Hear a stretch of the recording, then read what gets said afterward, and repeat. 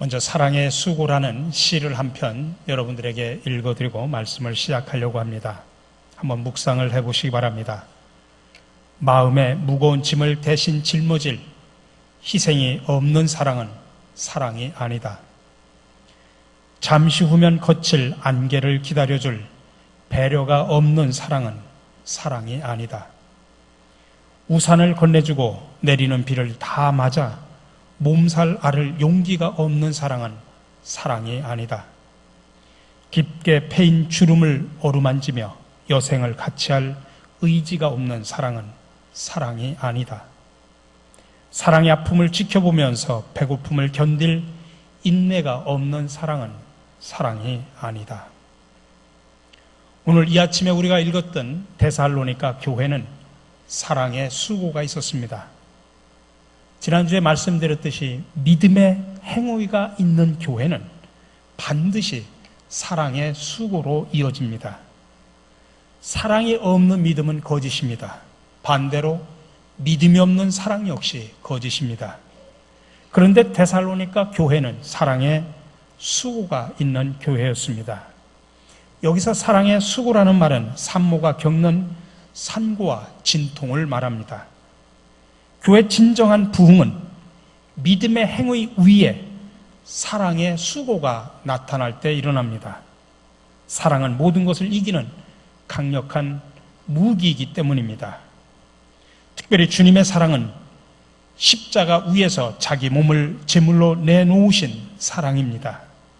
머리에 가시면류관을 쓰시고 손과 발에 못 박히시고 물과 피를 다 쏟으신 십자가의 사랑입니다. 아무 조건 없이 죽어 마땅한 우리를 대신하여 조롱받고 모욕을 당해도 묵묵히 참아주신 사랑입니다. 그러므로 우리 모두는 주님으로부터 사랑의 빚을 진 자입니다. 에블린 듀발 박사는 사랑은 다음에 6가지가 있어야 된다라고 말합니다. 첫 번째로는 사랑은 언제나 밖을 향해 나타나야 한다는 것입니다. 다시 말하면 남에게 관심을 가지고 무언가 주어야 한다는 이야기입니다.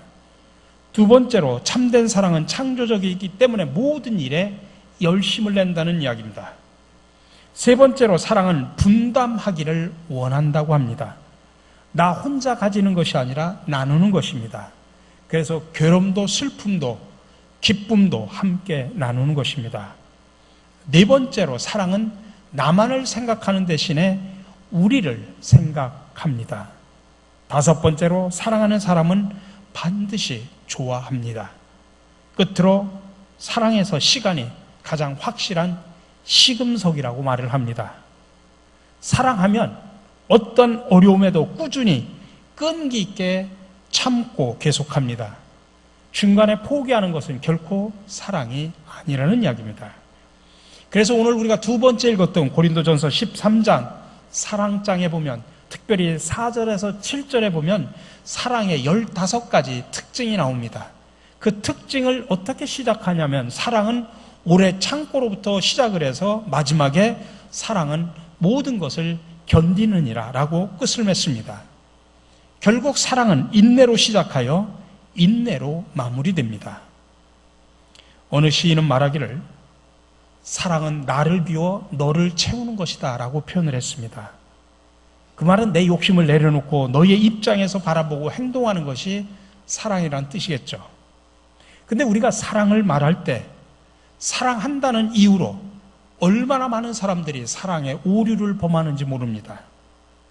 나라와 백성을 사랑한다는 미명 아래 독재를 휘두르는 정치 지도자들이 얼마나 많이 있어 왔습니까? 사랑한다는 미명 아래 오히려 상대방을 학대하는 오만불손한 파렴치한 연인들이 얼마나 많았습니까? 사랑한다는 미명 아래 자식을 내 소유물로 생각하고 그 개성과 인격을 무시하며 살아가는, 그래서 자기 뜻대로 하려고 하는 부모들이 얼마나 많은지 모릅니다. 그러나 사랑은 그것이 아닙니다. 바울은 사랑의 진실을 말하며 사랑에는 반드시 수고가 따른다라고 이야기를 합니다. 자식에게 쓴 사랑의 아픔이라는 글을 소개해드립니다. 아들아, 사랑한다는 것은 쉬운 일이 아니란다. 누군가 사랑하고 있다 생각하더라도 그것은 때로 자기를 사랑하고 있음에 지나지 않는단다. 그래서 모든 것이 헛것이 되고 모든 것이 끝나고 만단다. 사랑한다는 것은 누구와 만나는 일이란다. 그 일 때문에 내 일을 뒤로하고 기쁜 마음으로 그 사람을 향해 그 사랑을 위해 걸어가는 것이란다. 사랑한다는 것은 마음이 통하는 일이며 마음이 통하기 위해서는 그 사람을 위해 자기를 잊고 그 사람을 위해 자기를 완전히 낮춰야 한단다. 아들아, 알겠느냐? 사랑은 아픔이다. 아담과 하와의 범죄 이후 잘 듣거라. 사람을 사랑한다는 것은 그를 위하여 내 몸을 십자가에 못 박는 일이란다. 오늘은 지난 주일에 이어서 하나님께 칭찬받았던 데살로니가 교회는 세 가지 조건을 갖췄다라고 이야기했습니다. 믿음의 행위와 사랑의 수고와 소망의 인내. 오늘은 두 번째로 사랑의 수고에 대해서 집중적으로 말씀을 드리며 함께 은혜를 나누고자 합니다. 요즘에 많은 교회들이 또 많은 성도들이 사랑의 수고를 선택사항으로 합니다. 복음을 전하는 것이 우선이고 사랑의 수고는 여유가 있으면 선택하는 것으로 생각을 합니다. 그러나 사랑의 수고는 교회가 해야 할 최우선의 과제 중에 하나입니다. 그렇다면 우리는 또 우리 교회는 왜 사랑의 수고를 해야 할까요? 사랑의 수고를 하면 세 가지 역할을 할 수 있기 때문입니다. 첫 번째로 우리의 사랑의 수고로 이웃에게 하나님의 존재를 증명하게 됩니다. 세상에 존재하는 모든 종교는 신을 보여줍니다. 그것을 형상을 만들어 놓던 주술을 이용해서 신을 불러오던 신의 모습을 보여줍니다. 이유는 사람들은 신을 봐야 믿기 때문입니다. 그래서 근데 성경에 보면은 보지 않고 믿는 믿음이 더 위대하다라고 그렇게 말씀을 하고 있지만, 그러나 사실 저와 여러분들이 기독교 신자가 된 것도 하나님을 보았기 때문에 가능합니다. 그러므로 우리가 전도를 하려고 해도 우리는 다른 사람들에게 하나님을 보여줘야 됩니다. 근데 문제는 기독교는 십계명을 통하여 하나님의 형상을 만들질 않습니다. 만드는 것을 원천적으로 금지하고 있죠. 그러면 우리는 어떻게 하나님을 믿게 되었을까요? 정말 보지 않고 믿는 믿음으로 여러분 기독교 신자가 되었습니까? 아닙니다. 우리도 하나님을 보았기 때문에 믿을 수 있었습니다. 누구를 통해서 하나님을 보았습니까? 존경하는 신앙의 선배들을 통해 우리 그들의 삶과 그들의 인격과 그들의 믿음을 통하여 예수님을 보았기 때문에 우리가 기독교인이 된 것입니다. 그들의 사랑의 말과 사랑의 행동을 통해 그들은 예수님을 우리에게 보여주었습니다. 다시 말하면 사랑의 수고를 통하여 하나님을 보여주었다는 이야기입니다. 우리가 흔히 말하죠. 사랑은 하나님의 가장 대표적인 속성이라고. 그래서 사랑의 수고를 하게 되면 하나님의 존재를 증명하게 됩니다. 그 말을 거꾸로 이야기하면 사랑의 수고를 하지 않는 사람은 하나님의 존재를 증명할 수 없다는 이야기입니다. 내가 증명할 수 없기 때문에 사람들에게 전도를 할 수가 없습니다. 보여줄 수 없기 때문에 설득할 수가 없습니다. 그래서 나의 삶이, 나의 인격이, 나의 신앙이 바로 전도지라 그렇게 말하는 것입니다. 교회 곳곳마다 하나님은 사랑이시다라는 문구가 널려 있습니다. 하지만 사람들은 묻습니다. 하나님의 사랑이 어디 있나요? 당신이 내게 보여준 하나님의 사랑은 무엇입니까? 교회가 보여준 예수님의 사랑은 무엇입니까? 그러므로 앞으로 사랑의 수고를 하지 않는 교회는 절대로 부흥하거나 성장할 수가 없습니다. 부디 바라기는 우리 교회와 성도 여러분은 끊임없는 사랑의 수고로 하나님을 이웃에게 증명하며 살아가시기를 주님의 이름으로 간절히 축원합니다. 두 번째로 우리가 사랑의 수고를 하면 복음의 다리 역할을 하게 됩니다. 우리 한국 교회 부흥의 역사를 보면 물론 우리가 130년 정도 되는 짧은 기독교 역사지만은 그 역사 속에서 사랑의 수고를 잘 할 때마다 교회는 부흥을 했습니다. 한국 교회가 최고의 영성과 영향력을 나타냈을 때는 사랑의 수고도 활발했었다는 이야기입니다. 우리나라 초기 장로교 선교사들의 사회 운동을 살펴보면 여러 가지가 있습니다만 특별히 4가지로 요약을 할 수가 있습니다. 하나는 성경 번역, 성경 연구, 학교 설립 등 이 교육 사업을 통해서 우리 백성들의 무지를 깨닫는 사회 운동을 했습니다. 1897년 아펜젤러와 언더우드는 한글 신문을 발행을 했고 1886년 스크랜트는 최초의 근대식 여성 교육기관인 이화 학당을 설립을 했습니다. 두 번째로는 의료 사업을 중심으로 질병을 치료하고 생명을 구하는 사회 운동을 했습니다. 1885년 알렌이 최초의 근대식 병원인 광해원을, 그리고 1886년에는 연희 전문학교의 전신인 연세대학교 의과대학을 설립을 합니다. 그리고 세 번째로는 성경적인 교훈과 원리에 근거해서 우리의 잘못된 관습과 법을 바로잡아 근대화를 이끄는 사회 운동을 했습니다. 재산을 탕진하면서까지 조상 숭배했던 것을 금했고 1897년 12월 31일 날 서울에 있는 정동교회에서는 남녀 평등권이라는 새로운 사상을 선포를 했습니다. 1914년 혼인 연령을 남성은 17세, 여성은 15세로 정하면서 그때 당시까지 있었던 조혼의 악습을 고쳤고 또 축첩 행위를 금하고 일부 일처의 가정 윤리를 확립을 했습니다. 또 네 번째로는 독립운동, 국권 수호운동, 국채 보상운동 등 항일 운동을 통해서 국가의 명운을 살리는 사회 운동을 했습니다. 선교사들은 그때 우리 민족들이 자기 가족은 사랑하되 나라 사랑이 부족하다고 지적하면서 애국심을 고취하고 독립하는 힘을 기르라고 가르쳤습니다.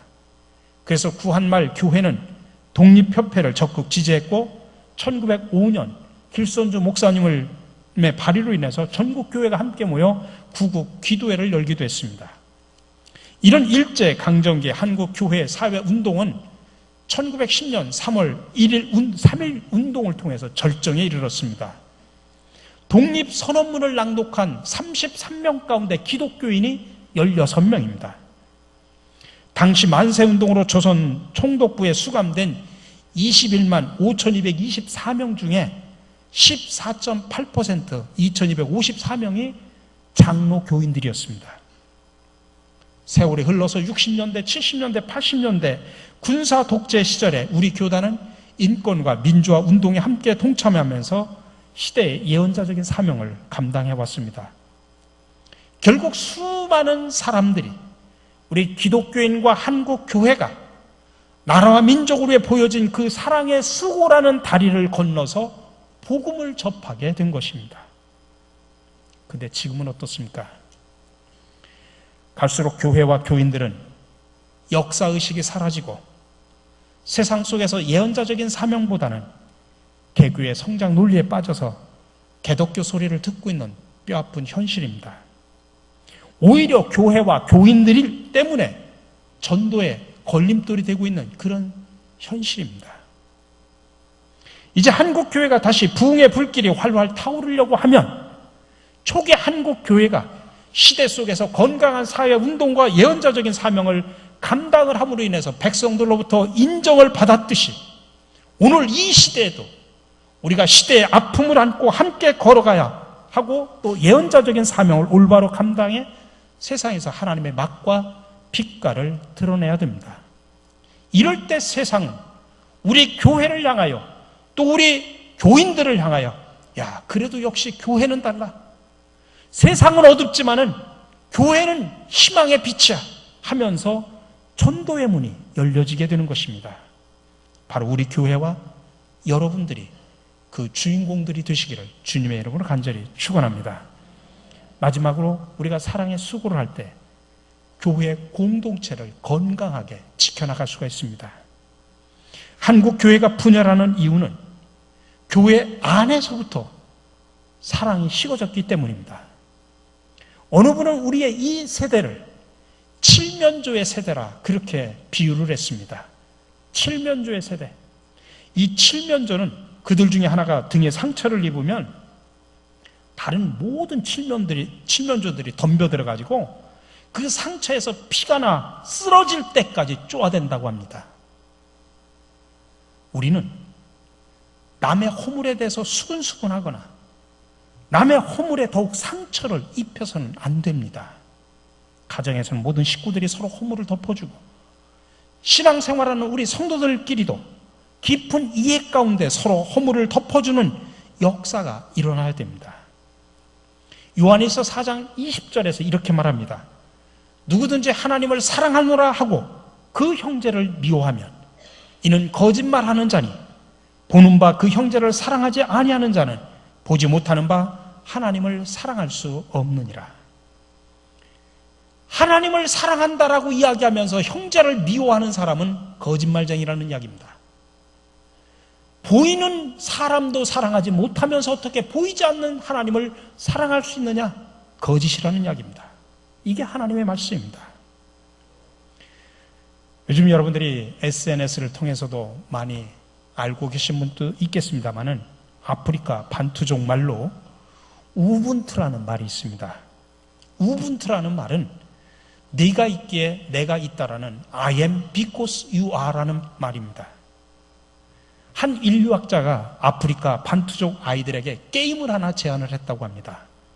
저기에다 커다란 나무에다가 아이들이 좋아하는 과자와 음식들을 매달아 놓은 후에 여기 줄을 서서 여기서 요이 땡 하면 먼저 가가지고 먼저 따먹는 아이가 전부를 차지한다고 하는 그런 규칙을 알려주고 시작하고 출발을 외쳤습니다.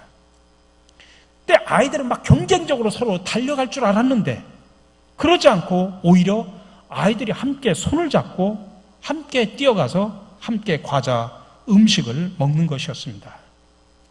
그래서 아이들에게 물었습니다. 아니, 한 사람이 먼저 뛰어가면 모든 과자와 음식을 다 차지할 수 있을 텐데 왜 함께 뛰어갔지? 그러자 아이들은 우분투라고 외치면서 다른 사람이 모두 슬픈데 어째서 한 명만 행복해질 수 있느냐라고 그렇게 대답을 하더랍니다. 아파르트헤이트라고 하는 인종차별이 극심하던 남아공에서 흑인들은 백인들을 향하여 당신들이 있었기에 우리가 있었습니다라고 우분투라고 외쳤습니다. 그래서 마침내 1994년 인종차별 정책이 무너져 버렸습니다.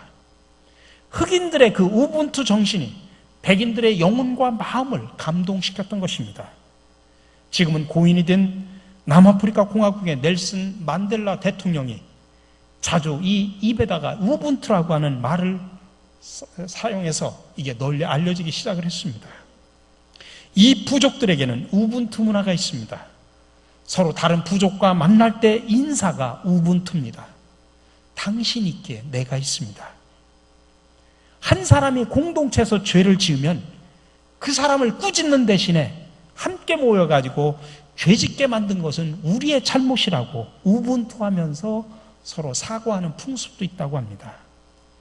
양심 있는 사람들에게 이보다 더 큰 형벌이 어디 있겠습니까? 잘못을 나무라기보다도 칭찬해 줄 때 더 빨리 뉘우치고 바른 생활로 이끌 수 있다고 하는 믿음의 문화가 있었던 것입니다.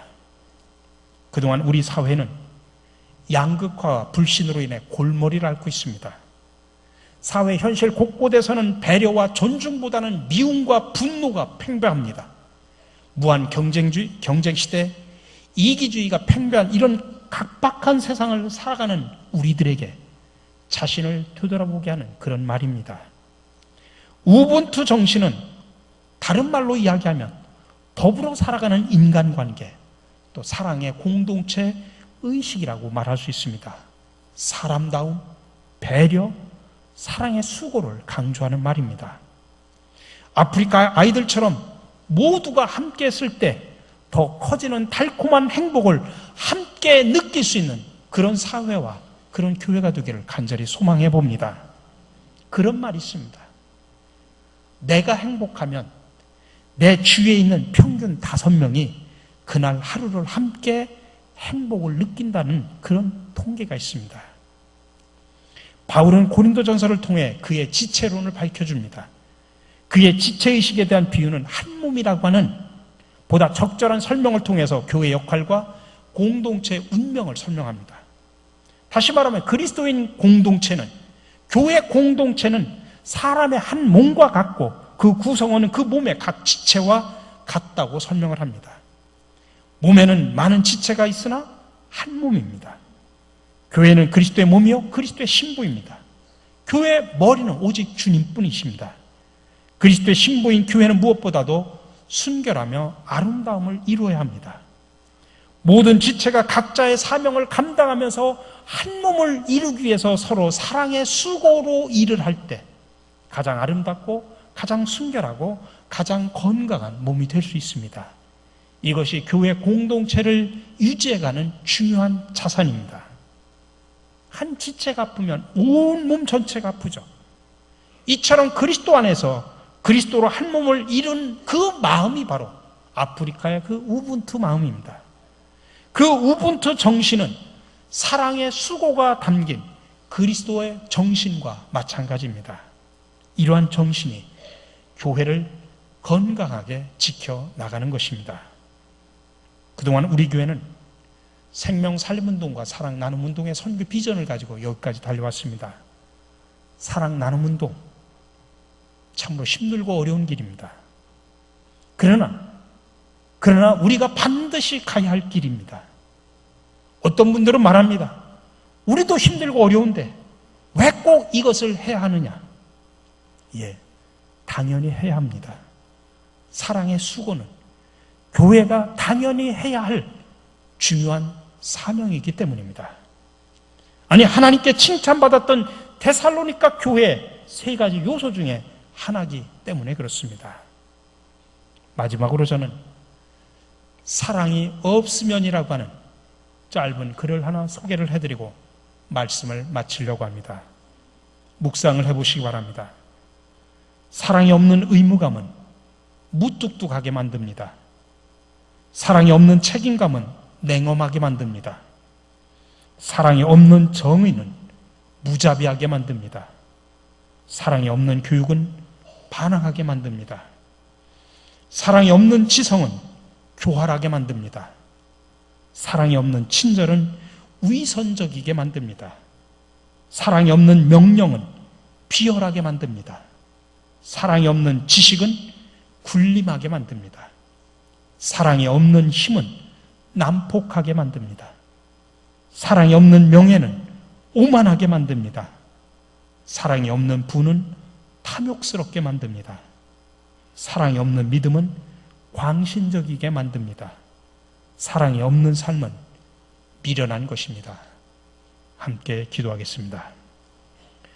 우리를 위하여 하늘의 영광을 버리시고 이 세상에 오셔서 십자가를 통해 사랑의 수고를 보여주신 주님, 우리도 주님의 사랑의 빚을 진 자로서 세상에서 이웃을 위하여 사랑의 수고를 아끼지 않게 하여 주시옵소서.